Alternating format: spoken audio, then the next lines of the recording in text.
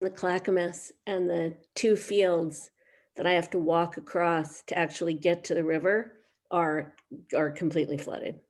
Right. Yes, there is some serious flooding going on. What did I just hear? Somewhere they're evacuating, and I didn't catch where that was, but I heard something on the radio due to flooding. Not so, yeah. I'm in Carver, so, around Damascus, not that far from Estacada. But yeah, it was just really so interesting to see. It's like the whole river is up to here now. That is remarkable. Are you coming back this way today? No, I just extended my stay, so I'm actually not due to come back until Saturday. Okay, great. Well, that's good because it'll give a chance for things to recede and, in case there would be, some blockages in the roads or something.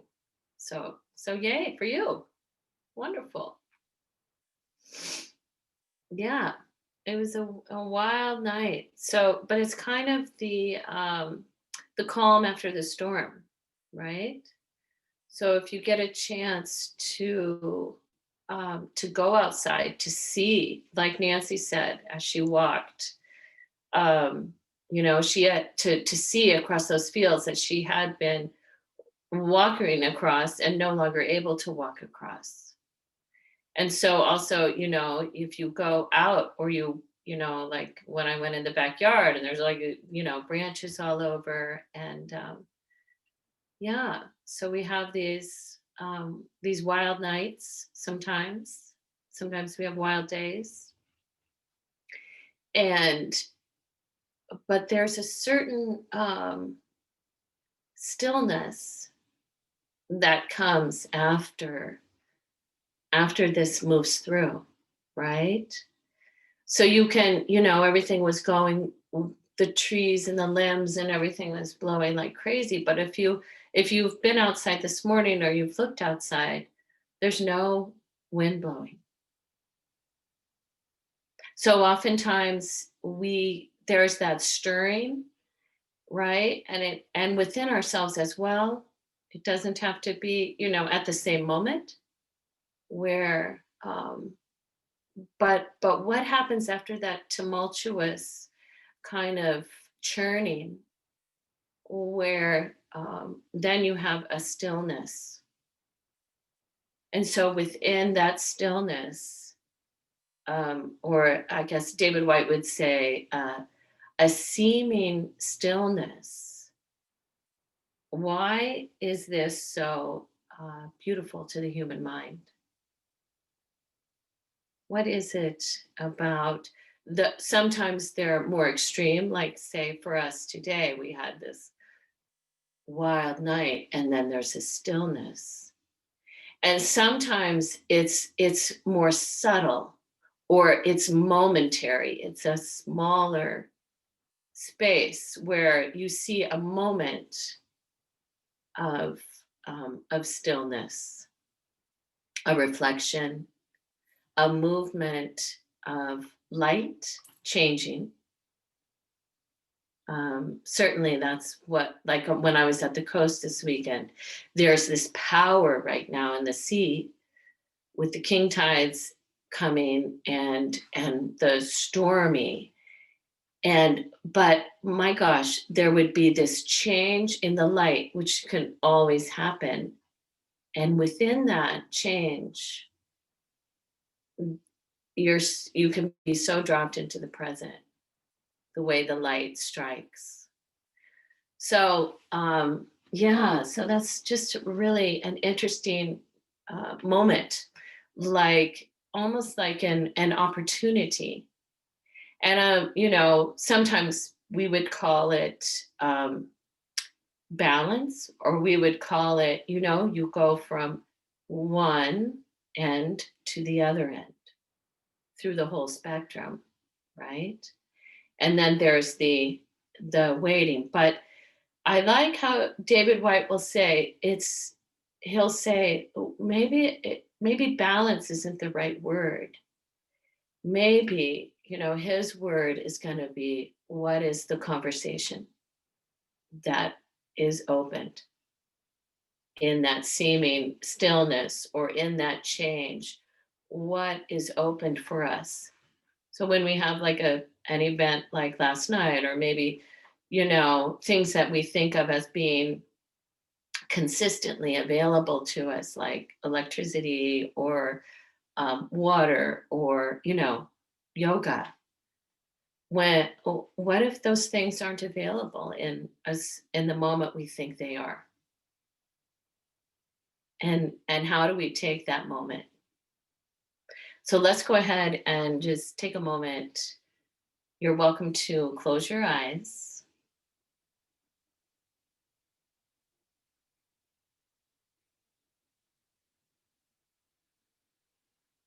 and to allow your attention to drop inside to find your own inner weather pattern this morning.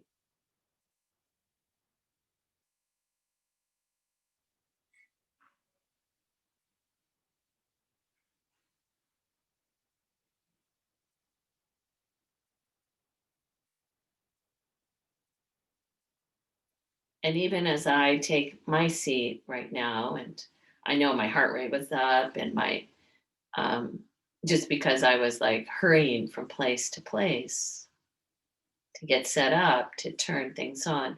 And now as I take my seat and I hear Diego, he's over here beside me. And there he just lets out that sigh, that that letting go, like a reset.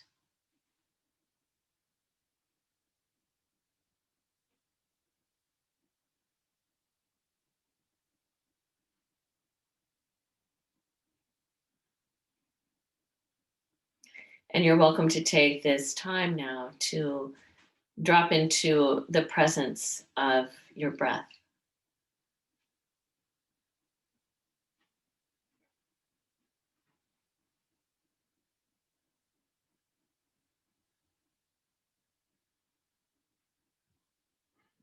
And without creating any sort of strain,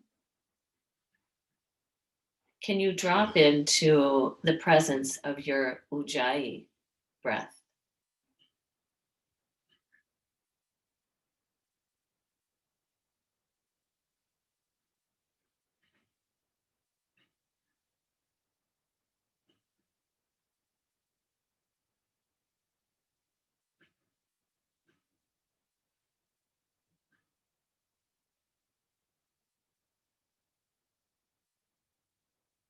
And we've talked about that space, this that's above the top of the breastbone, the sternal notch. And can you imagine your inhale coming into that space?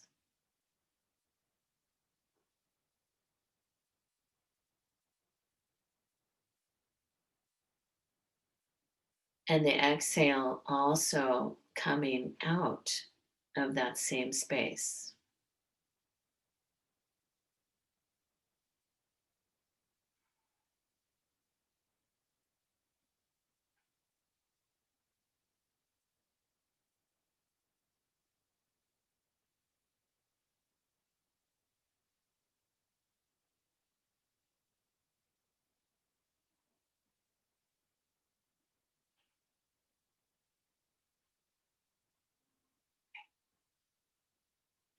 And can you find a smooth quality to your ujjayi this morning?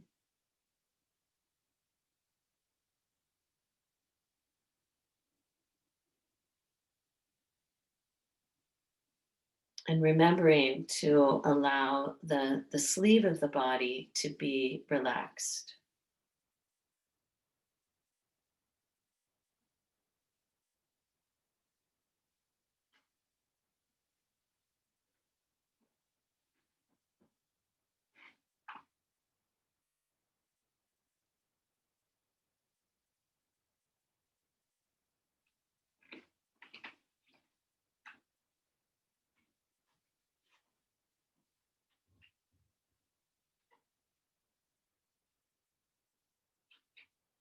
And you might take a moment to notice the length of of your breath and bring the inhale and the exhale closer together.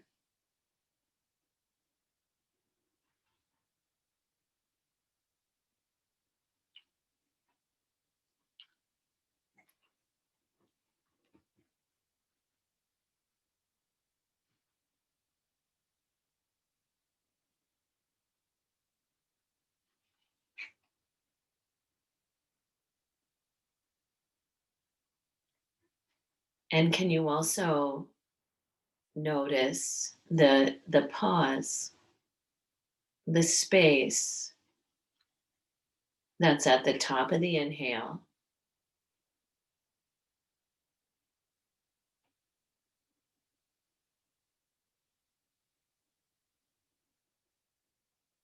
and the bottom of the exhale. Another space that within us, we could call it a seeming stillness. Not that we're holding or retaining the breath, but what happens in that moment between the inhale and the exhale?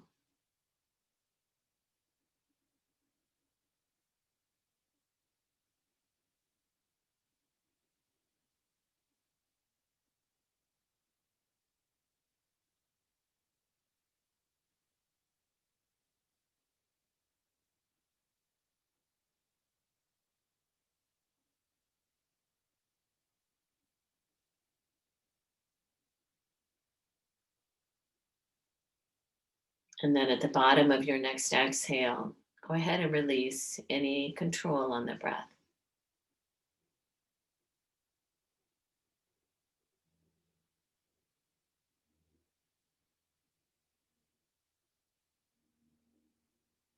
And honoring your presence this morning, bring your hands together in Anjali Mudra.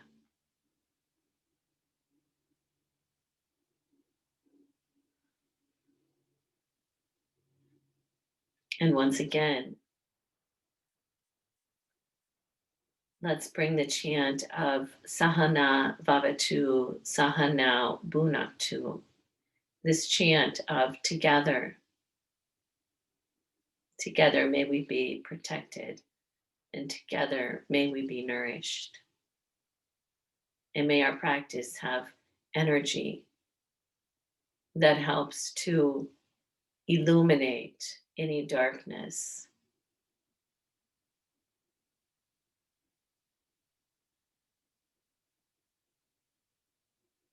May we feel kindness and compassion and not hatred towards one another.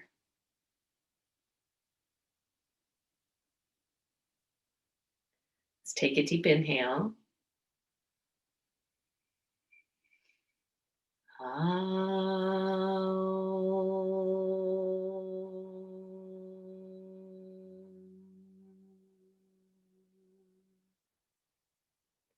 Sahana Vavatu, Sahana Punaktu, Saviryam Karavavai, Tejasvinavari Tamastu, my Vivyashavai.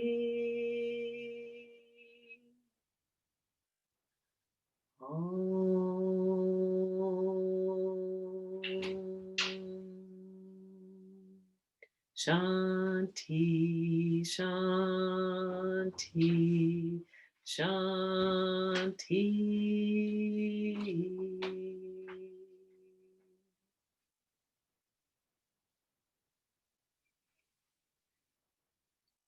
And with your next exhale, bow your head towards your heart.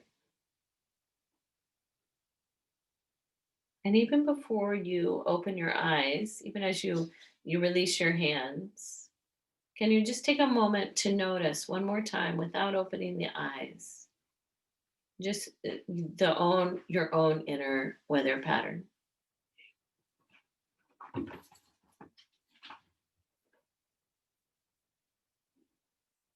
And then we'll go ahead and open the eyes so that we can take a moment to notice the work that you just did with your breathing or maybe the chanting.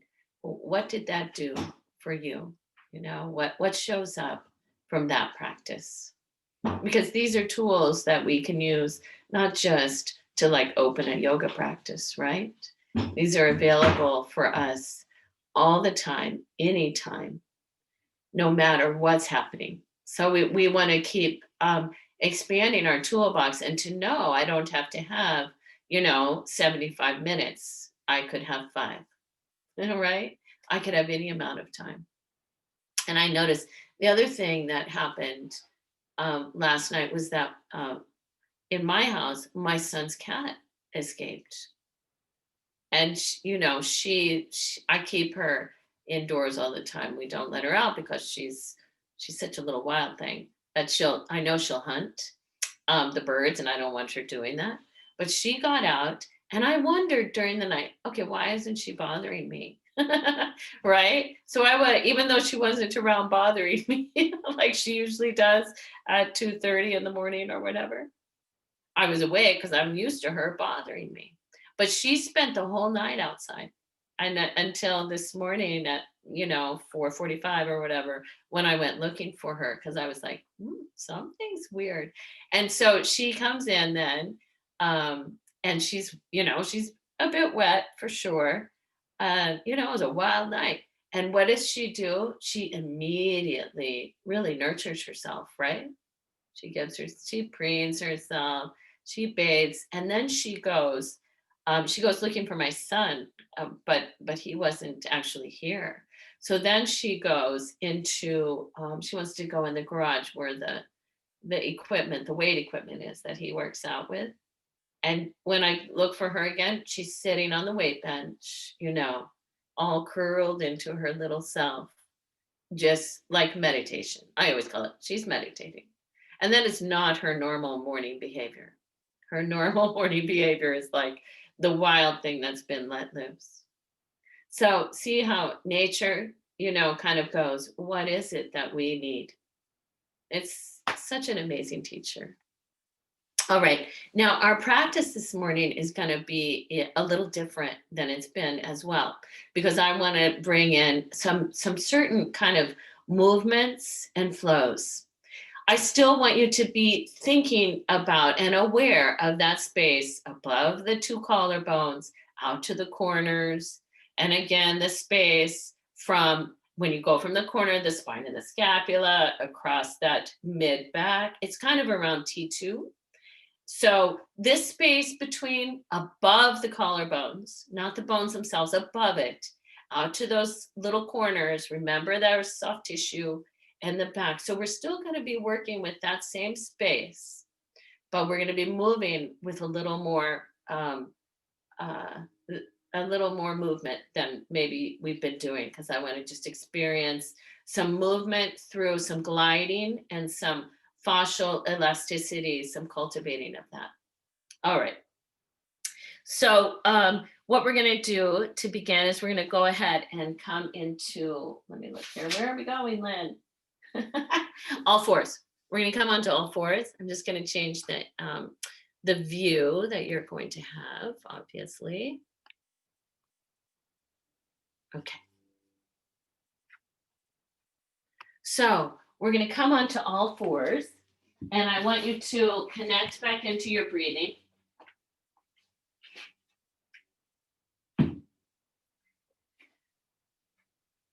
So as you come onto all fours, there you are with, and if you need padding under the knees, please do it. And then when you're ready, just look down at the hands, line up the bones of the fingers with the bones of the hands, turn the soft spot of your elbow to point towards the root of the thumb, lengthen through the crown of the skull. And then with the next exhale, press up to cat pose.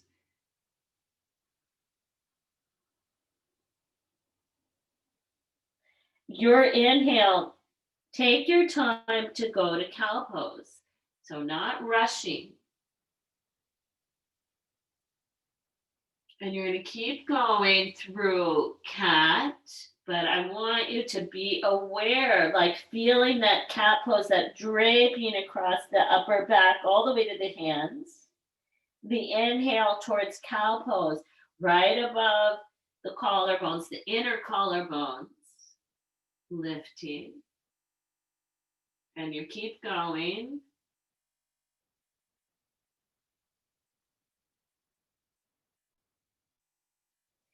And see, can you feel that difference between, cow pose, what happens right above the inner collarbones?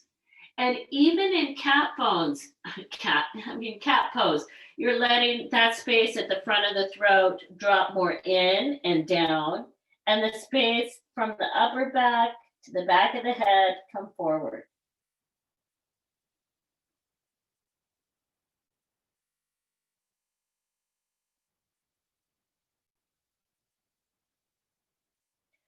And so the next time you go through the inhale of cow, you're going to go the exhale of cat. Take it all the way back towards child's pose, arms extended though. The inhale, you start to come back to all fours. And as you get partway there, you begin to come to cow. And then the exhale, there's cat. You're reaching all the way back to child's pose. The inhale, you keep part of cat to begin, and then you start to lift right above that sternal notch, right above the collarbones. There's your cow pose. And again, back to cat and back towards child's pose. So working with the length of the breath, Ujjayi breathing can be helpful.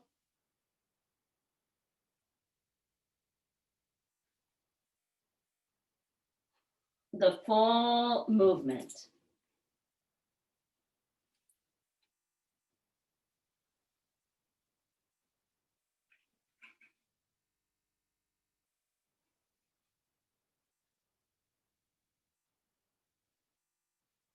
And then the next time you're going to go up, you come up towards cow pose.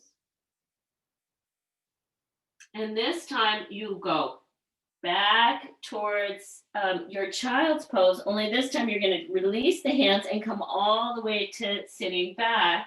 Lift all the way up through the chest. Take the hands behind you, just they're not on the floor. And then the exhale, you're going to bring lift your pubic bone, lower ribs come down. You're lifting yourself all the way up to all fours. Let's take the arms up. Not all fours, on the knees.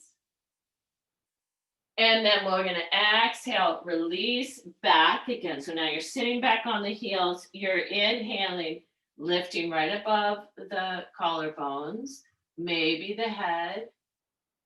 And the exhale, you start to lift from above the pubic bone, lower ribs come down, and it kind of brings you up, standing on the knees. And then the exhale, I even take my hands, they come down towards the ground, they're reaching behind me. And then I spin my hands to face a little more out to the side. The exhale, use the abdominals to help bring you up. And down. There's an undulation in the spine. One more time, you go up. So when you lift your pubic bone, you feel the belly draw up and in, and that brings you up. And then this next time, we're going to bring the hands down. We're going to come to all fours. There we are, back in all fours. So now on all fours, let's take the left leg back, toes down, and the right arm out to the side. And then we're going to bring right arm forward, lift the left leg, inhaling. And as you exhale, bring the left knee forward. So now you're rounding the back and the right arm straight back, palm toward the sky. Inhale, right arm forward, left leg back. Exhale, right arm back, left knee forward. And if you can drop the chin down. Last one on that side. And then we bring the knee down, the hand down. Exhale, right leg back, toes under. Inhale, left arm can go out to the side. And then bring left arm forward, lift the right leg. Your exhale, knee comes in, hand goes back, knee towards nose, and out. And the exhale, knee toward the nose. Now I can still be also thinking about what's happening at that space that we talked about, especially when I come with my knee towards my nose. Am I letting that space at the upper back come forward? One more time, we come to the bird dog. And then we're going to exhale and bring the knee down and the hand down. We'll walk the hands back and just take a moment, if it's comfortable, to be, kneeling, just to be on your knees for a second.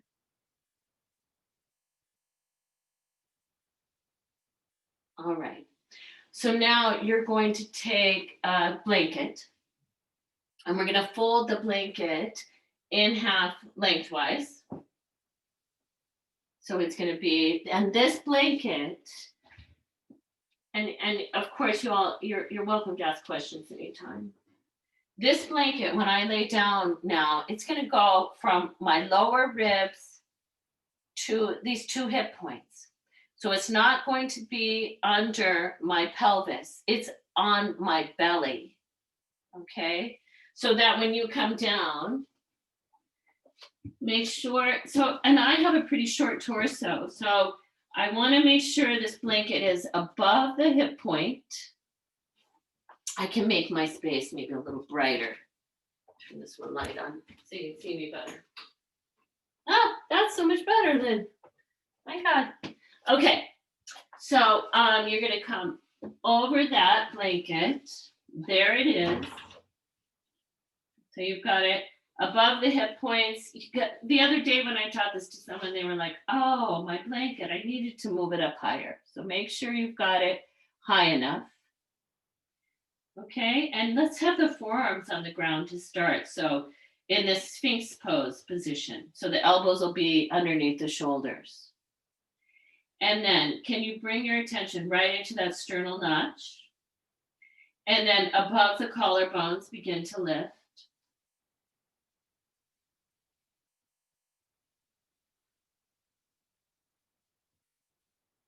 So you're rolling that space above from the sternal notch, from above the collarbones, like the mid of the collarbone towards center. Roll that up. The back body is kind of broad, the upper back broad. Then we're going to exhale, come down to the ground, and slide the hands back so that the wrists are going to bump into the blanket and the forehead comes to the ground. We're going to keep the elbows close in. And here we go. Inhale to a cobra. And your exhale, you're lowering all the way back down. Forehead might come down to touch. Let the shoulders relax. The inhale, let it begin right above the collarbones. The hands isometrically pulling towards the feet. And the exhale, lowering. And when you come down and the forehead touches, and we're not pulling the arms back. One more. The arms go back because the lifting that's happening at the front. And then we exhale, slowly release. The inhale, press to all fours. And then the exhale, you're going to take either puppy or downward dog. So what you might do, if you're going to take downward dog, is if you take your blanket behind you, because we haven't stretched the calves that much. If you're just taking puppy, you'll just walk the hands forward and you'll go puppy. But if you're going to take downward facing dog, then you'll go ahead and tuck the toes and lift the hips up and back and have the heels be up on a blanket or if you have a wedge back there.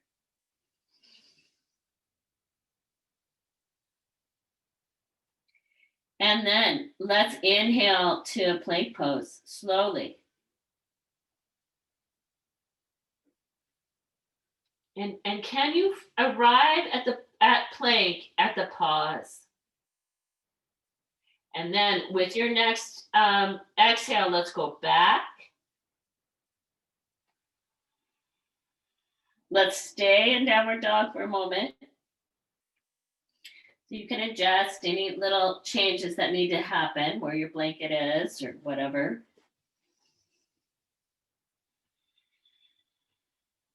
Let's take a deep inhale in your puppy or downward dog. And the exhale, we're going forward to plank. To feel the low belly, mid belly, lower ribs slide down. And we go back again. Now, keep going, those of you that are going downward dog to plank, if you're in puppy pose, your transition, you're going to keep the knees down, but you're going to transition forward into like a modified plank. So that'll be if you're doing just puppy. All right, so keep going. Keep working with the steadiness of the movement, the steadiness in the arms, the noticing of the stillness where the pause exists.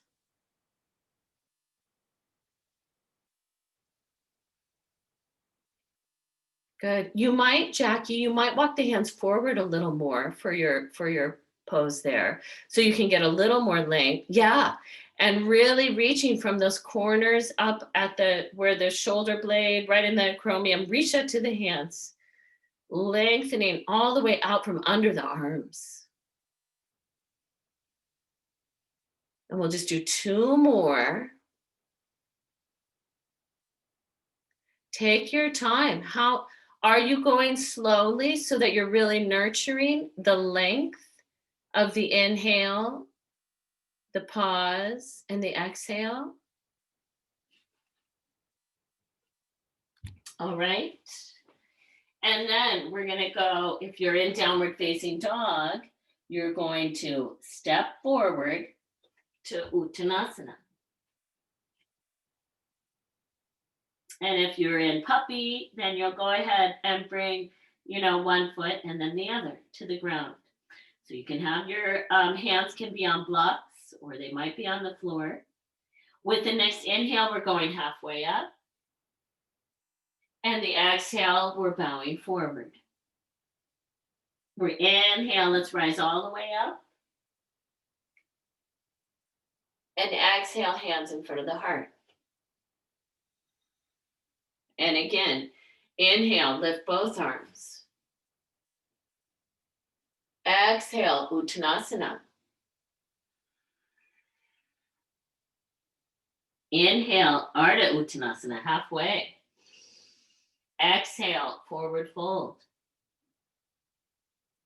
Inhale, rise all the way up. Exhale, hands Anjali Mudra. Again, one more time. Inhale, lift your arms. Exhale, bowing forward to Uttanasana. Inhaling halfway. And exhale, folding. Inhale, rise. And exhale, hands in front of the heart. Releasing the arms. And now I'm going to move my blanket that was behind me that I was using for my downward dog pose. And now we're going to do some stepping back to our high lunges. Okay? So, starting at the top of the mat, you can bring the hands in front of the heart. Finding the weight in the heels. Taking another deep inhale. And with your exhale, you can take either, the arms can either go wide, a small knee bend. We'll shift the weight to the right and step the left foot back. And I'm going to bring my arms back. And then I'm going to start to lift from above the breastbone, from above my collarbones. And then inhale, bringing the arms upright. Exhale, bowing over my front thigh, either arms, hands Anjali Mudra or wide. Inhale, step forward. Exhale, straighten both legs. Inhale, lift both arms. Exhale, small knee bend, and step the right foot back. Take the upper body away from the front thigh. And inhale, lift your arms. And can you lift right above the collarbones? Can you reach all the way to your hands? And then we could inhale the arms wide. Exhale, bow part way. So here's like airplane. Inhale to chair pose. Exhale, stand all the way up. Inhale, upright. Exhale, hands in front of the heart. Inhale, lift both arms. So we're rolling from the right above the collarbones. Roll that up towards the throat. With your next exhale, chair pose.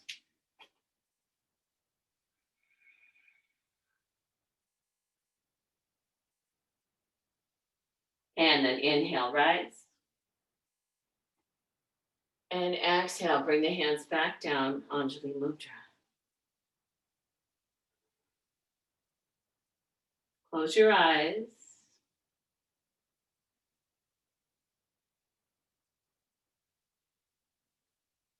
Yeah, and even now, after the efforts of your practice and the dropping in, you might even find your own inner seeming stillness.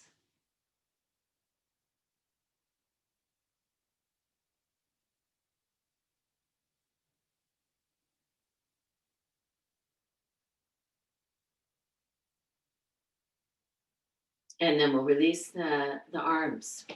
And let's take a tree pose. Tree pose. Who knows what our own inner weather will feel like. You're welcome to be by a wall if you'd like to. We're going to stand on the right foot first. So if I was going to use the wall, I'd probably have my left side close to the wall. And then when you're ready, shift the weight to the right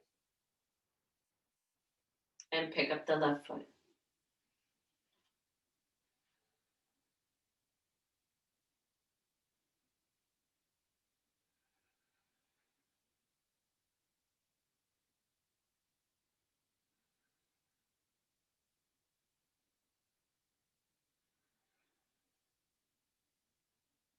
And then we'll release the arms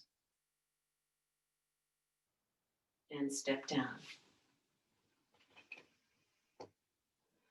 And when when you do the second side, again, arms can be in any position. They could be in front of the heart.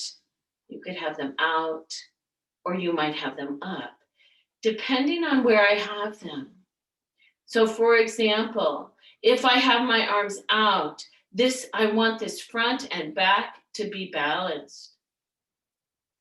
If I choose to have my arms up, then I'm going to really be working to really reach and lengthen. If I have my hands in front of my heart, I'm going to allow this part, this back part, to come a little forward. So there's a little at the inner arms, the inner shoulders, a little dropping in this tree. All right, so we're going to take second side when you're ready.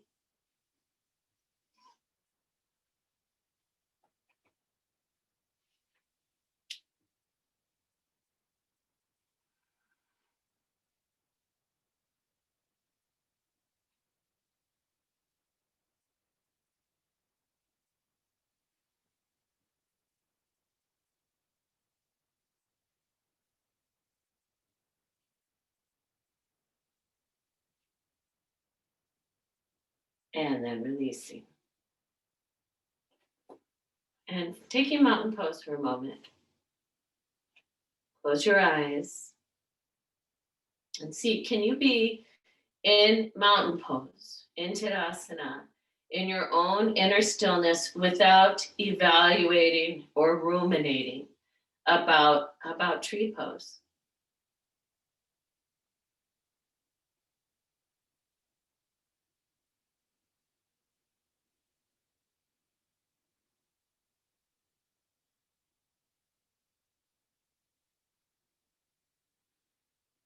And then releasing that.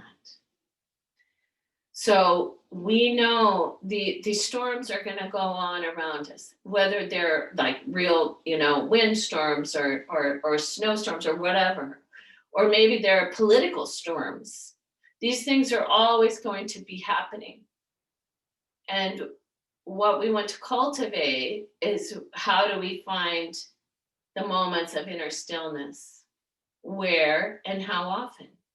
And what do we do to keep, being able to go back to finding that place, to be able to drop into present moment, so that we're not always feeling the dysregulation to our nervous system that's caused by these other events. All right, so let's take a block or two. We're going to go to triangle pose. And so let's go to your right side first. So you'll turn your right foot out, I'll mirror you. And then when you're ready, inhale the arms out. And exhale to triangle.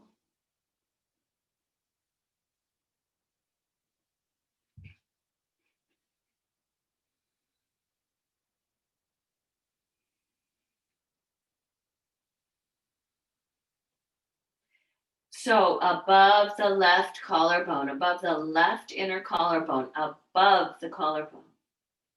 Can you roll that up towards the throat, even if the gaze is either forward or down towards your right foot?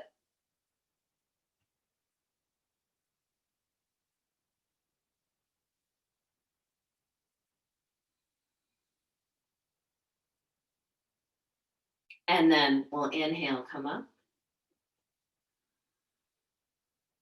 And we'll take the second side.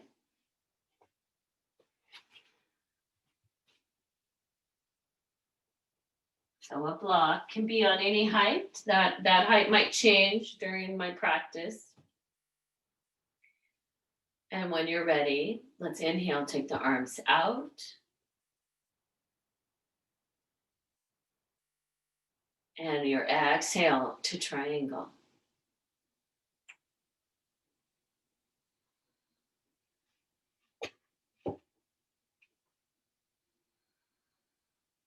And in your triangle pose, taking the gaze to wherever's comfortable for your neck, dropping your felt sense right above the right collarbone, that middle midline from halfway towards the center of the body. Roll that up towards your throat. Drop to your breathing.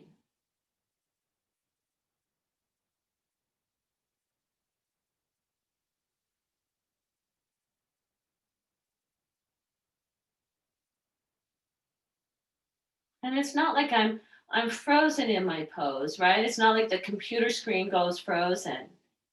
But within my own self, even though the pose is dynamic, if there's still things happening, where's that still part?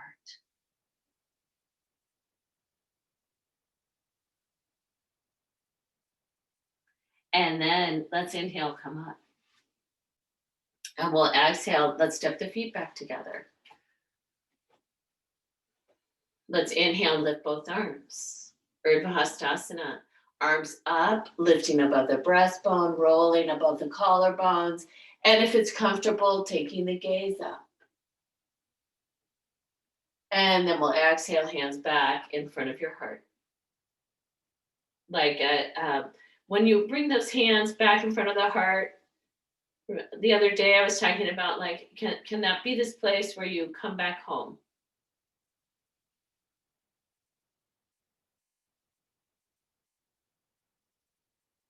All right. And then let's release that. Okay. All right. So I wanted to, let's take half moon. Half moon. So if you'd like to take half moon with a wall, let's see if you guys can see. Yeah. If you want to take half moon with a wall, completely fine. There's a couple different ways we'll set up here. We'll have 2 blocks out. If you're going to take it with a wall, you're going to have to do a little experimenting to figure out where's the wall. And when I take my leg back, I want to be able to have to reach from my pelvis to my toes. I don't need to have my heel on the wall. I want to be able to lengthen back, so I don't need my hip right over my standing leg either when I'm fully in it. So I'm going to get that distance if I want to use the wall. And again, if I've got my blocks, they're going to be out in front of me, the inside of my block lined up with the little toe side of my foot. Can we come back to standing? So we can go from Tadasana. And so should we go to your, which side do you guys want to do first? Let's go to your, stand on your right leg first. So you'll bring the left toes back.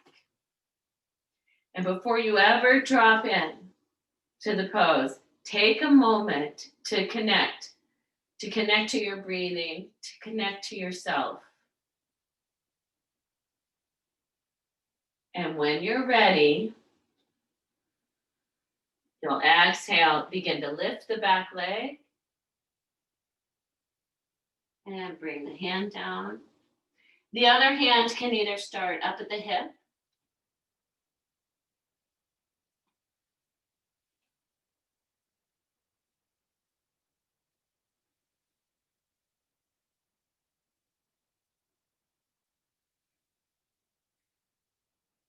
Reach out the standing leg, reach out the ball of the lifted foot. And there you go, lift, lift, lift it up. And then we're gonna release the top arm, begin to bend the front knee, and you come all the way back to Uttanasana.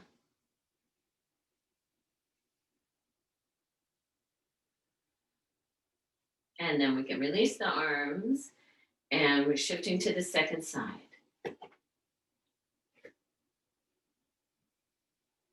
When you're ready, take your time. On the exhales where I like to transition because it's drawing a little more strength through the abdominals.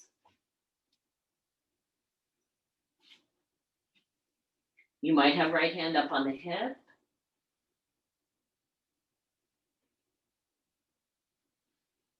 You might be using the wall, you might not.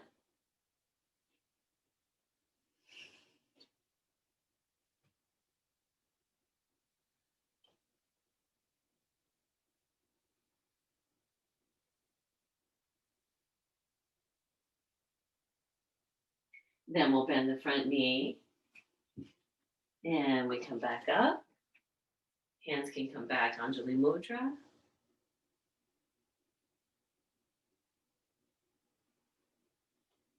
And we're going to inhale, lift both arms. We're going to bowing forward for a moment, just Uttanasana. And have hands on blocks or the ground.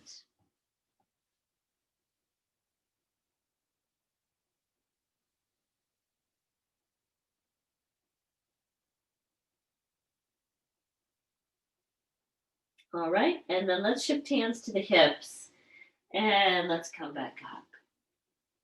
And hands can go back to the Anjali Mudra.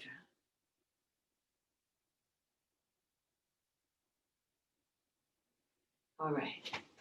So now I want to give you the option to link those two, to link triangle to half moon. So again, you can either use the wall. If you choose to use a wall, I would suggest starting with the, if let's say your right foot forward. Whoops, I gotta bring my yoga mat back there if I'm gonna show you that so it doesn't go traveling. So if I take it'd be your left outer heel at the wall, so that when you go, you'll go to triangle. And then you would, in a moment, you would transition to your half moon.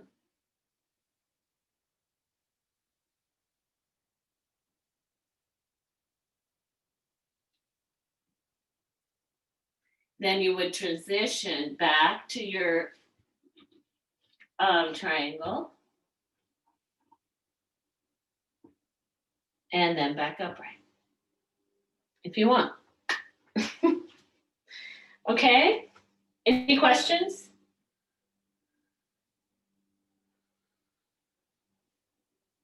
All right. So if you're going to use the wall, let's go whichever. If you go, let's have your right foot forward, your left foot back. So if you're going to use the wall, you won't be able to extend that back arm. That's okay. Otherwise, you might be in the middle of the room. And you'll inhale, take the front arm forward. And exhale, Trikonasana. Balancing the weight in the hips.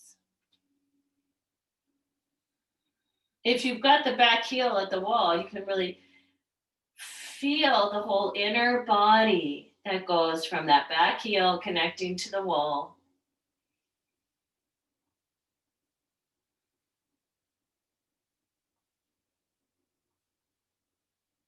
And then to transition, dropping the top arm down, you bring the gaze to look down at the front foot. Take a baby step. Move the block forward and launch up into your half moon.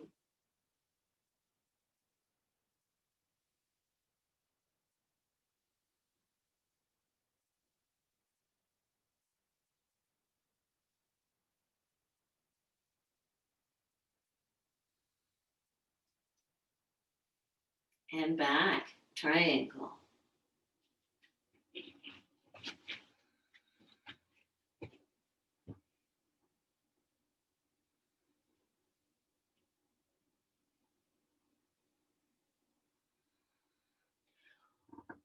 Are you reaching down the front leg also, all the way down into the inner heel? To find, there's a stillness I feel that comes through really finding the core of my front leg. And then we inhale, come up. And we could step forward. And then we're going to take second side. Any questions? You're welcome to ask. All right. So then if we're going to go to the other side, if you're using a wall, then you'll step the right outer heel there, the left foot forward, so that you'll get yourself set up for your triangle. All right. And then when you're ready, Inhale, take the front arm forward. And exhale to triangle.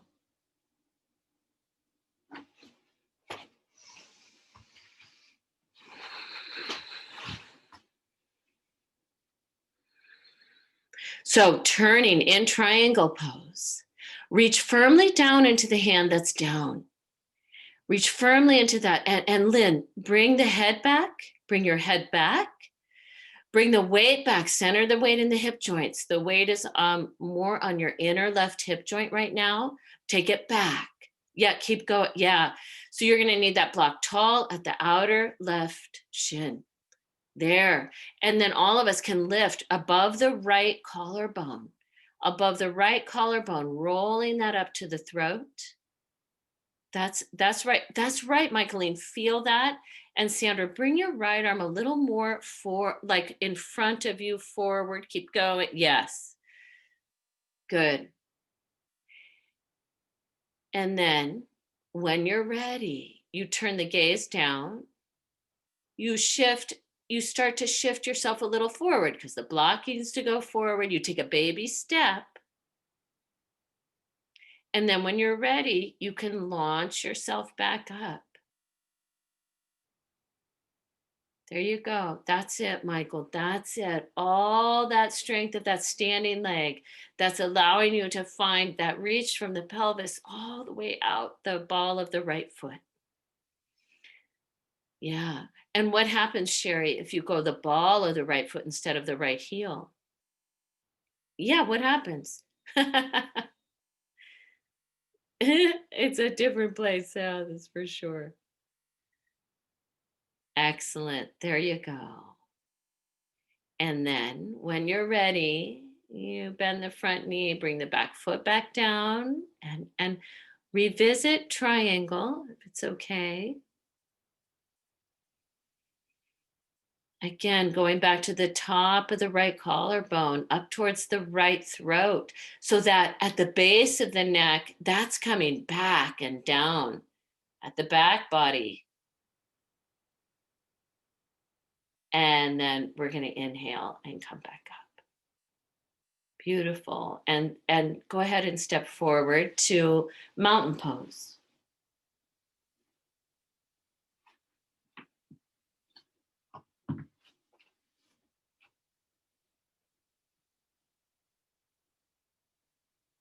Close your eyes.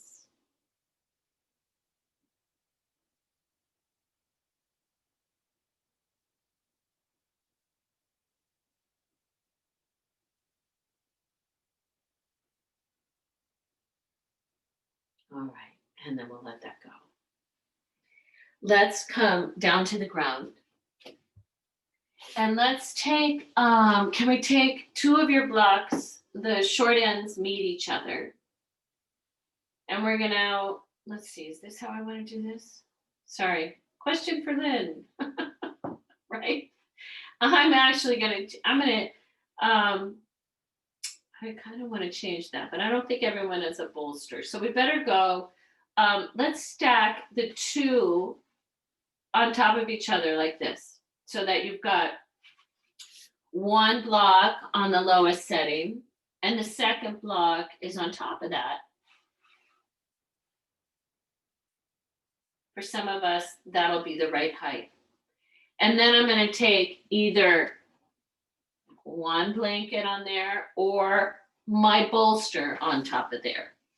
If I have a bolster, I'm going to use the bolster, because the bolster it has a certain firmness to it that is really nice. And then I'm going to take, so if I don't have a bolster, I've got two blankets folded lengthwise on top of my blocks. Then I'm going to take, if you have two more blankets, that can be nice, fold it in half lengthwise as well.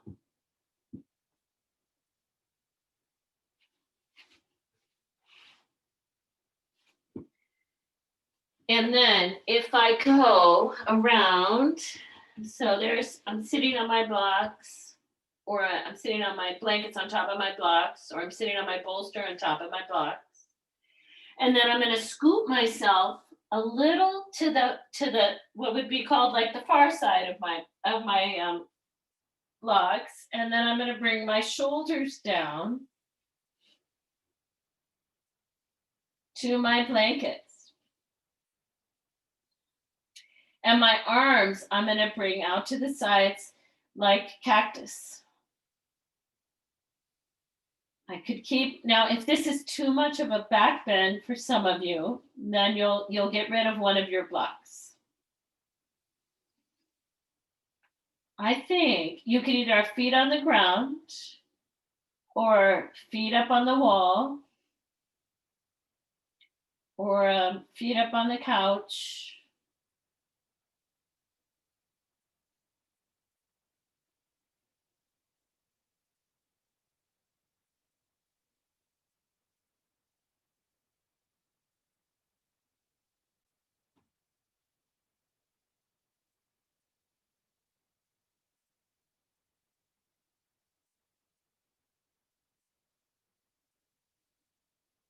My head is on the ground.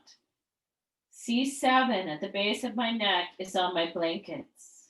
My shoulders are on my blankets, and so is the back of my upper arms. They're on my blanket.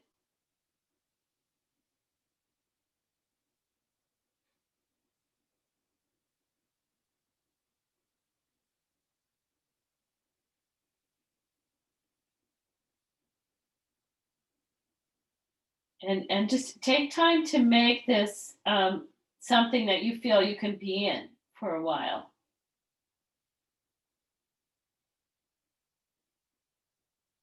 So I could use a chair or the wall, or my feet could be on the floor.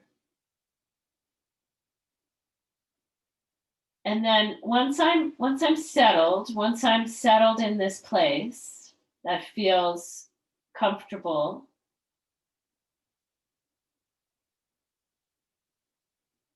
even if it's nothing under the pelvis, but just my legs up the wall.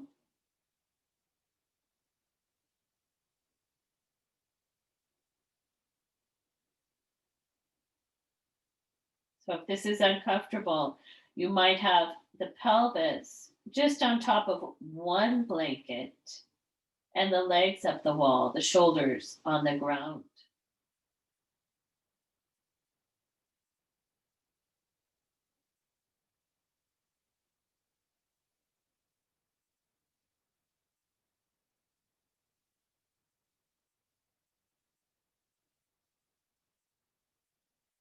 And then I want to feel that that space above my collarbones, rolling towards my throat center.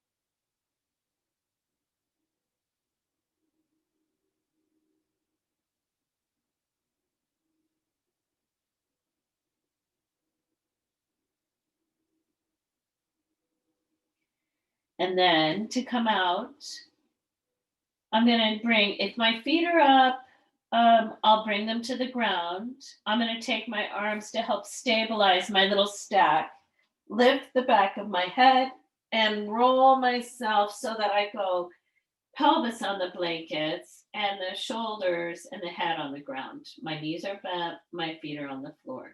If you had the legs up the wall with nothing under you, you'll just transition yourself to one side.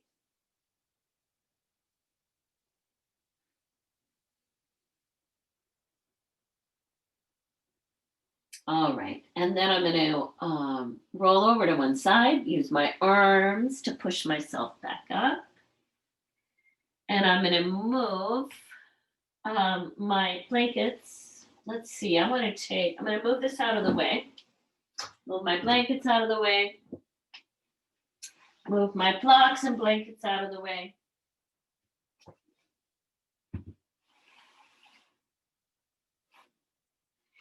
And now, lying down on my back, we're going to take a crocodile twist.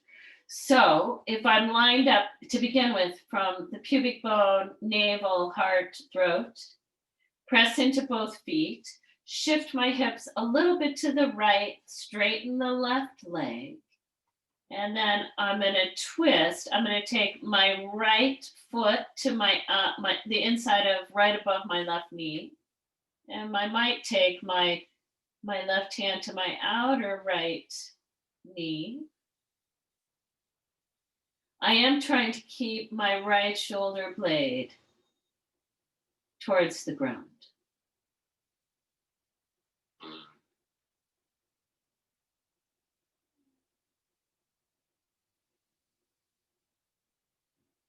And I might, on the inhale, I might feel like when I inhale, my right leg lifts back up a little, but on the exhale, it comes back towards the left. So there's just a little movement there.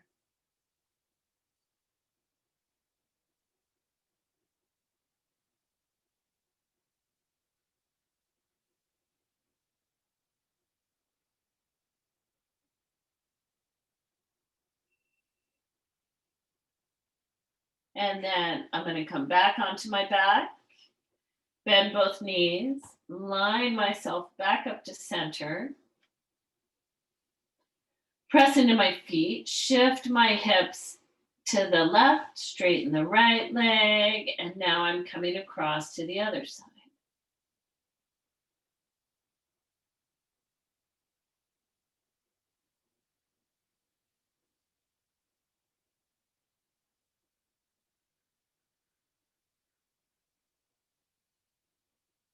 And on the inhale, I might feel myself come out of the twist slightly.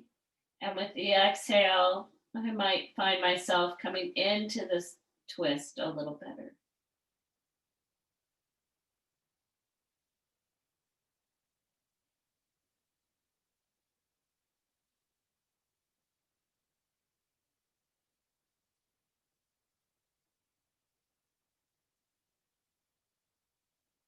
All righty. Then we'll come back to center.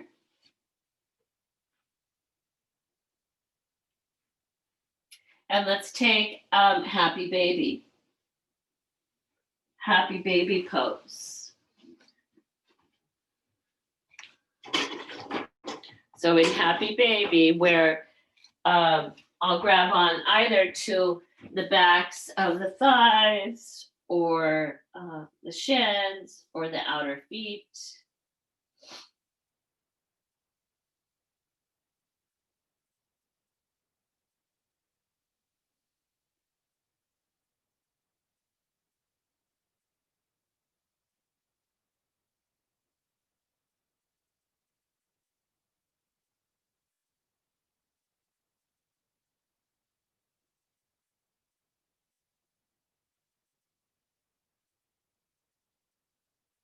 And then we'll bring the feet to the floor.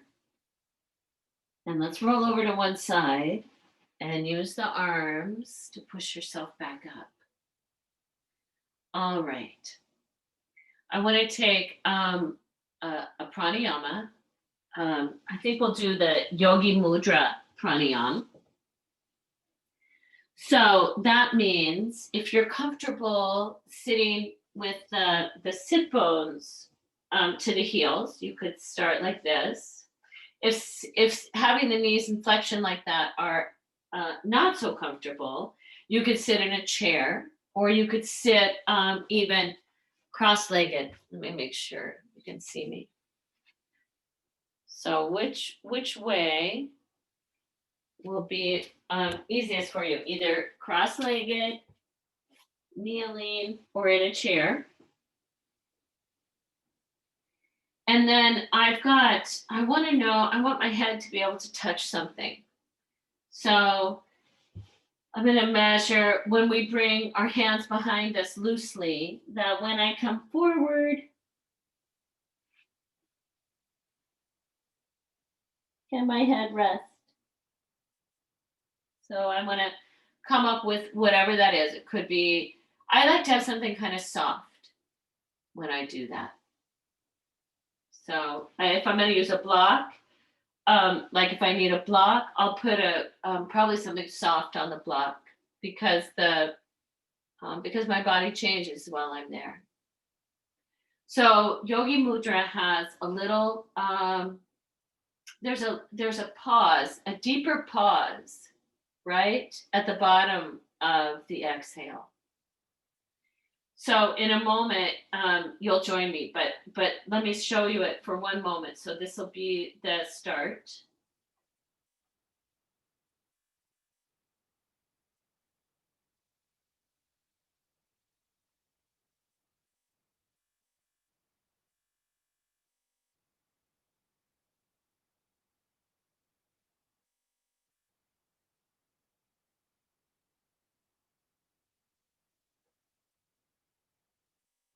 So you'll be inhaling when you're vertical. The exhale, you come forward, and it's not like you're counting or anything like that.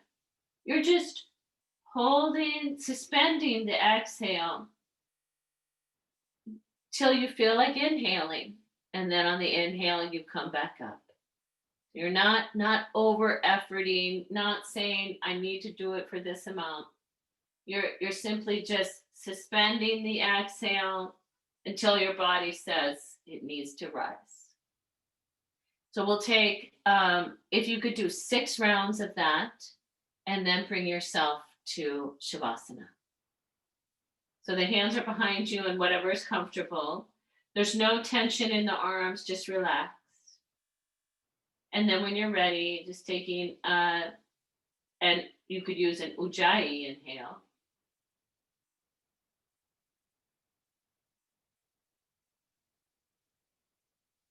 The exhale, you're coming forward.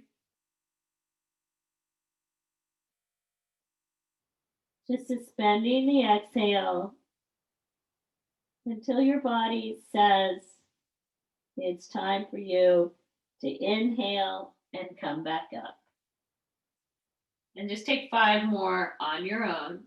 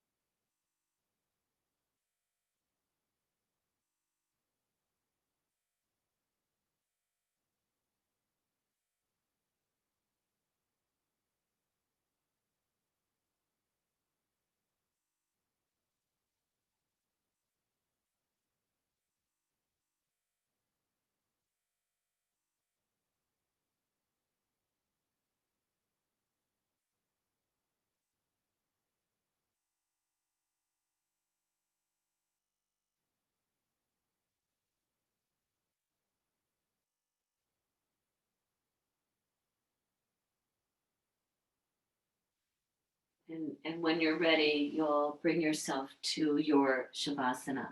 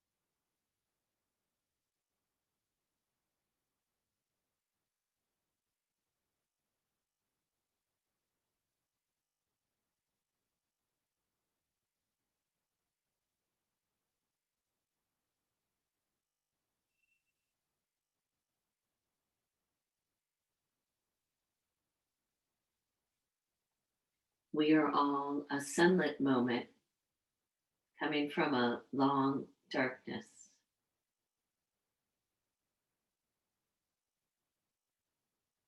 And what moves us always comes from what is hidden.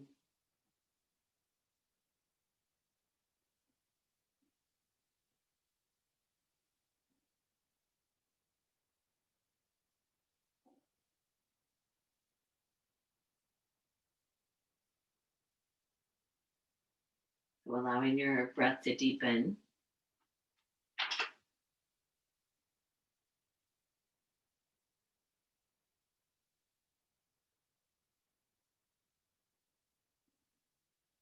And making a mindful transition to one side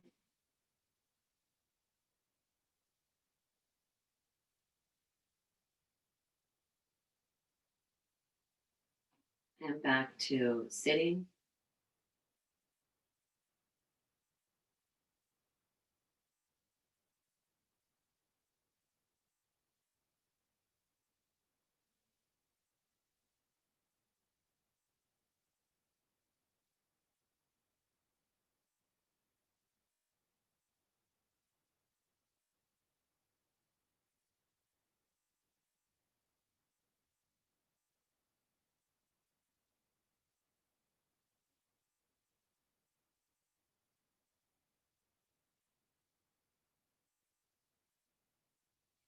Join your hands in front of your heart.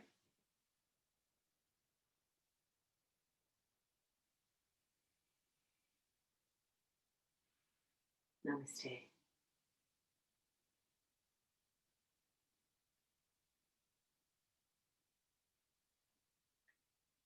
Thank you, everyone.